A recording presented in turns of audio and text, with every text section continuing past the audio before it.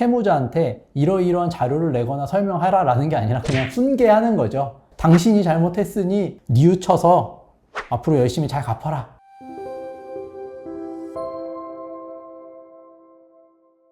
오늘은 도박비 때문에 채무가 많이 생겨가지고 개인회생 고민하시는 분들도 적지 않은데, 도박으로 개인회생을 하게 되면 그 절차가 어떻게 진행되느냐 좀 궁금해하시는 분들이 많은 것 같아요. 그래서 실제 도박으로 인해서 이제 개인회생을 진행하시는 분들의 사례, 그리고 법원에서 어떤 보전 권고가 나오는지 그 예시들을 한번 좀 오늘 보여드려 보려고 합니다. 일단 첫 번째로 말씀드리려고 하는 건 광주지방법원 사례인데, 통장거래 내역을 보면 개인회생 신청 직전까지도 이제 도박을 극심하게 했는데 시작한 때와 종료한 때를 밝혀라, 이제 이런 식으로 나오고, 도박으로 인한 손실액은 얼마인지 밝히고 손실액을 알 수 있는 표를 작성해서 제출해라. 뭐 도박을 끊으려고 노력한 적이 있는지, 뭐 상담 치료를 받은 적이 있는지, 현재는 어떠한지 뭐 밝혀봐라. 이제 이런 식으로 보정이 좀 나오기도 합니다. 최근 발생 채무를 이제 법원에서 찍어주죠. 관련해서 대출금 사용처를 정리해라. 이거는 이제 예전에도 제가 한번 보여드렸지만 계속 이런 표 양식으로 빌린 돈, 예를 들어서 1,000만 원을 빌렸으면 600만 원, 300만 원, 100만 원 합쳐서 이 1,000만 원을 어디다 썼냐, 요거를 이제 밝혀보라는 거고, 위 대출금 중 뭐 기존 채무 변제, 돌려막기나 이런 걸로 사용한 비율은 어떻게 되냐, 요 부분이 이제 또 핵심인 것 같아요. 그래서 여기 보면은 빨간색으로 아예 법원에서 써줬죠. 그러니까 최근 2년 이내에 대출금 사용처 중 친인척에 대한 편파 변제나 뭐 사용처 불분명한 경우 재산 목록 및 청산가치 반영해라. 그러니까 여기 도박 이렇게 표시를 해줬어요.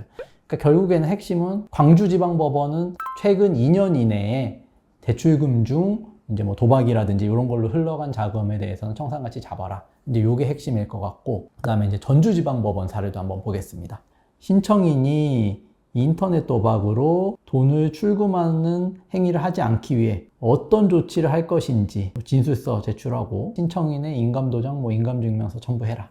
그러니까 결국에는 도박 여태까지 했는데 앞으로는 도박 안 하기 위해서 어떤 노력할 거냐, 요거를 이제 법원이 한 번 더 확인을 해보겠다라는 거죠. 이제 신청인은 도박 등 불건전한 소비 행태에 대해 깊이 반성하고 건전한 생활을 위한 각고의 노력이 선행될 필요가 있을 것입니다. 그런데 최근 1년 이내 채무가 총 채무의 100%인 얼마로, 그 다음에 변제율도 뭐 굉장히 뭐 93%로 이를 이행한다고 하더라도 채무자한테는 일부 뭐 이자나 이런 부분들을 면책받는 큰 이익이 있지만 채권자는 상당한 손해를 어차피 받는 거다.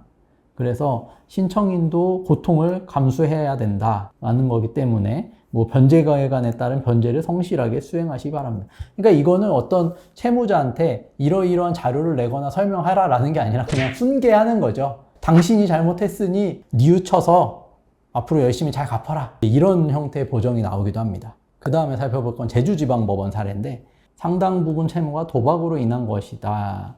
여기도 마찬가지로 다시는 도박을 하지 않고 채무를 성실하게 변제하겠다는 각오를 다짐하는 의미의 반성문 낸 다음에 도박 중독 치료센터에서 치료 또는 상담을 받고 확인서를 내라. 이제 이런 식으로 보정이 나오기도 하고, 대전지방법원 사례도 한번 보겠습니다. 여기는 뭐 이제 신용교육 이수증을 제출해라. 그러니까 뭐 이거는 비단 도박에서만 나오는 보정은 아니고 일반적으로 대전지방법원에서 많이 나오는 보정이긴 한데, 어쨌든 그냥 뭐 신용교육을 받고 그 이수증을 제출해봐라. 이제 이런 보정이 또 나오기도 합니다. 그러면 이제 서울회생법원이나 뭐 수원회생법원, 뭐 부산회생법원 이런 회생법원들은 어떤 보정이 나오냐, 이것도 이제 좀 궁금하실 수 있는데, 서울회생법원부터 먼저 보면은 뭐 최근 1년 이내에 발생한 대출금 채무 관련이라고 하면서 도박 때문에 특별한 보정은 아니에요. 이거는 그냥 일반적으로 최근 1년 이내에 발생한 대출금 중 뭐 50만 원 이상에 대해서 뭐 이제 표로 제출하고 소명 못하거나 도박 사행행위 뭐 이런 것들은 이제 청산가치 반영해라. 그러니까 뭐 도박이라고 해서 특별히 치료를 받으라거나 뭐 이제 이런 보정이 나오지는 않은 케이스입니다. 마찬가지로 서울회생법원 다른 사례를 보더라도 일반적인 보정이죠. 뭐 도박자금 유흥, 개인 채무 변제 이런 부분들 청산가치에 반영해라. 그 다음에 이제 변제율이 낮은 경우는 또 이런 식으로 뭐 변제 기간을 60개월로 연장한 변제 기간을 검토해라. 뭐 이제 이런 정도로 보정이 나오기도 합니다. 그 다음에 수원회생법원도 보면은 여기도 뭐 이제 도박이라고 해서 특별하게 여타의 지방법원처럼 그런 보정이 나오는 건 아니고, 뭐 도박이나 사용처 불분명한 돈들은 청산가치에 반영해라. 도박이든 뭐 편파 변제든 현금 출금이든 이런 거를 별도로 차별을 두지 않고 그냥 똑같이 보겠다라는 거죠. 그리고 수원회생법원 사례 다른 거 하나 또 보면은 최근 대출금 대부분이 도박에 사용하였으므로 2천만 원 청산가치 반영하기 바랍니다. 표로 정리해서 알아서 청산가치 반영해라 라고 나오는 보정이 있는 반면 사용처를 법원에서도 한번 다시 살펴보고 얼마 반영해라 이런 식으로 직접적인 보정이 나오기도 합니다. 그 다음에 부산회생법원 사례인데 이것도 마찬가지로 뭐 도박이라고 해서 특별하게 차별점을 두지 않는 거고 아까 대전 사례하고 비슷하게 신용교육 수료증을 제출해라, 어떻게 신용교육을 받아라, 이런 내용이 이제 보정으로 나오기도 합니다.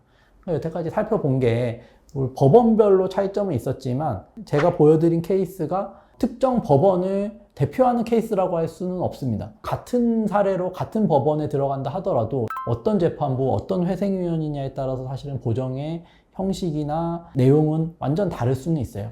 다만 이제 참고하시라고 저희가 이제 보여드리는 거는 도박 중독을 막기 위해서 아니면 재발 방지를 위해서 심리 상담 치료 프로그램이라든지 이런 거를 받으라는 보정이 나올 수도 있고, 청산 가치는 뭐 과거 사용처를 몇 년을 보느냐, 일반적으로는 1년에서 2년 보는 게 어떤 법원 사례를 보더라도 대부분이다. 이런 정도 이제 참고하시면 좋을 것 같습니다.